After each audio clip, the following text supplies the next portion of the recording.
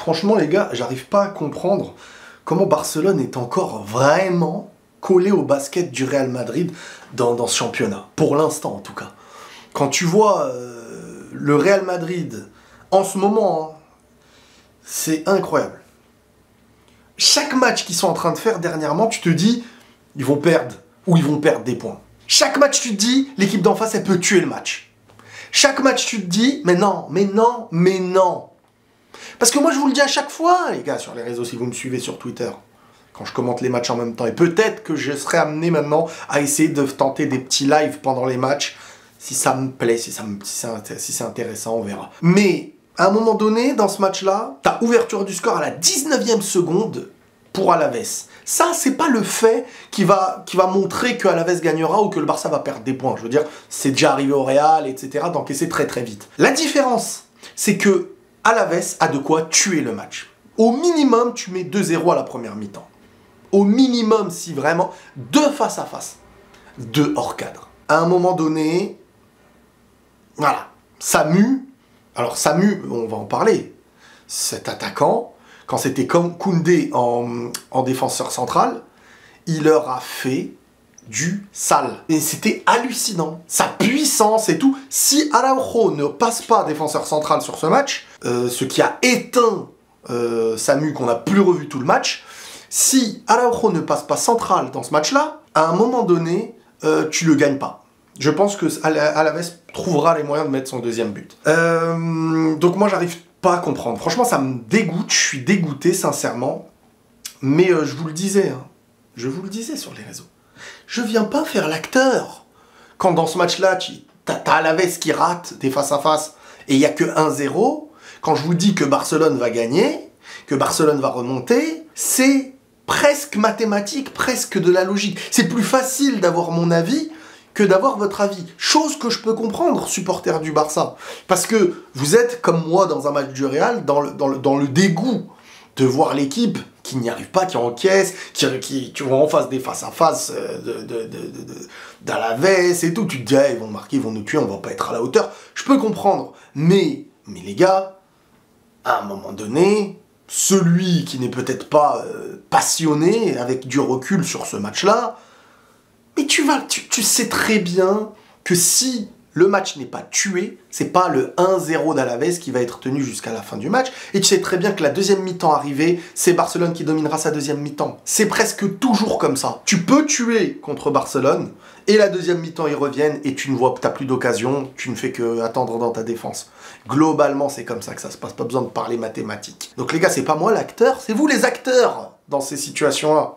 Parce que je vous dis ce qui se passe depuis le début. C'est comme ça que ça se passe en Liga depuis le début de saison. Il colle au basket du Real alors que le Real produit des choses où tu te dis purée, mais limite cette équipe elle est rodée, elle est incroyable, meilleure défense de Liga maintenant, truc et tout, et t'as Barcelone, nanana, sauf que si c'était le cas inverse, le Real aurait déjà 10 points de retard. Tu perds ton Classico, tu fais des matchs hyper moyens en laissant l'équipe pouvoir te tuer, le Real aurait des 10 points de retard sur le Barça actuellement. Mais Barcelone arrive à accrocher, jusqu'à ce que le Real, lui, soit pas sérieux sur un truc, et boum, tu vas te dire, mais quoi? Ils sont passés devant.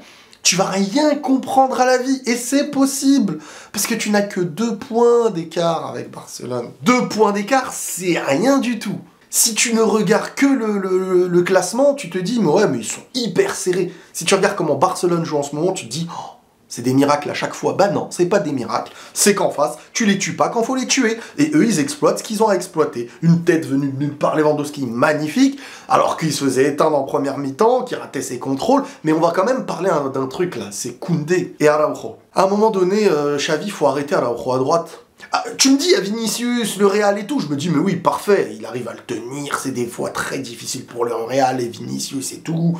C'est vraiment un moyen, on va dire, de gêner quand même Vinicius dans beaucoup de matchs qu'on a pu voir. Mais, après, tu joues à la veste, frérot. Faut arrêter avec ça. Alors, vous allez le tuer, vous allez tuer le joueur, parce que vous allez me dire, ouais, mais meilleur défenseur, l'un des meilleurs défenseurs et tout, hein, mais à un moment donné, les gars.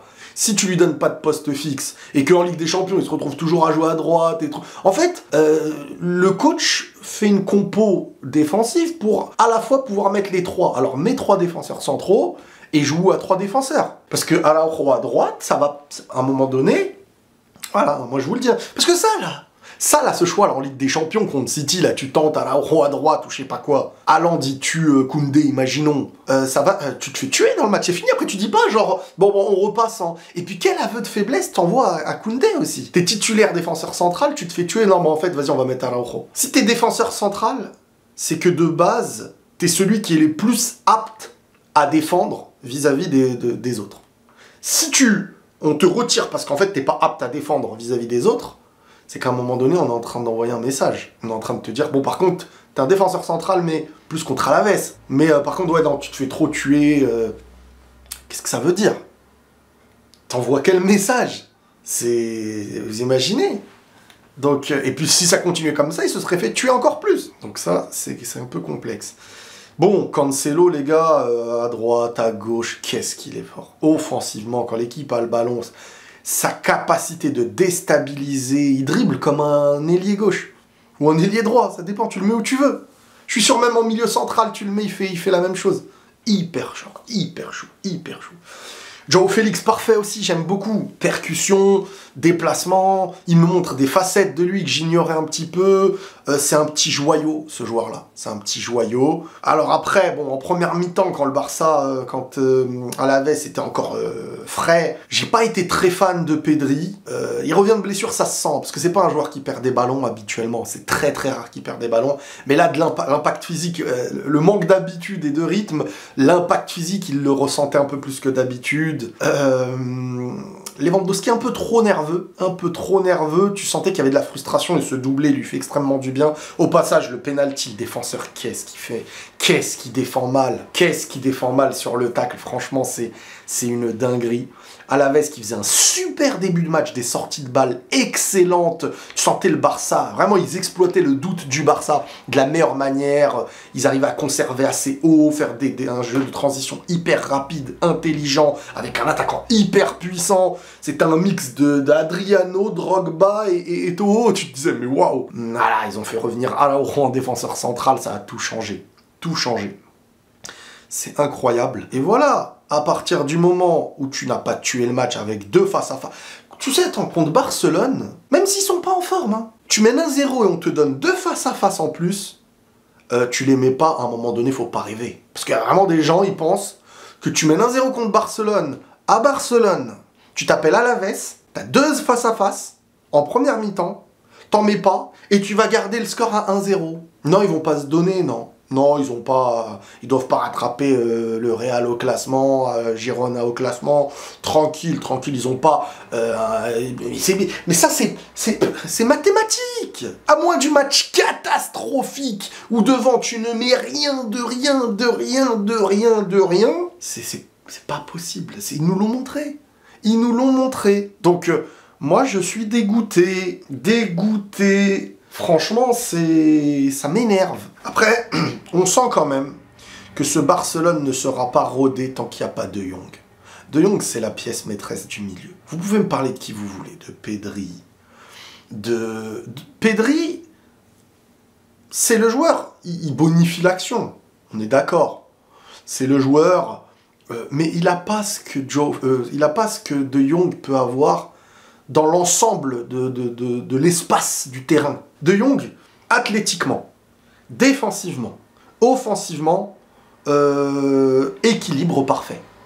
Tu le mets entre devant et derrière, il est complet. Il est hyper complet. Et c'est le joueur, presque un joueur parfait au milieu de terrain, un joueur comme ça. Alors après, il faut tout baser autour de lui. Ce qui n'a pas toujours été le cas au Barça. Mais je veux dire, il doit être l'élément qui... Voilà, le métronome du milieu, le Pirlo, et à la fois celui qui monte le ballon quand il a de l'espace. Faut lui laisser en mode Ajax Amsterdam à l'époque. Ça là, il sait tout faire, il sait dribbler, il sait percuter, il sait défendre, il sait être... Et ce joueur-là est un monstre magnifique.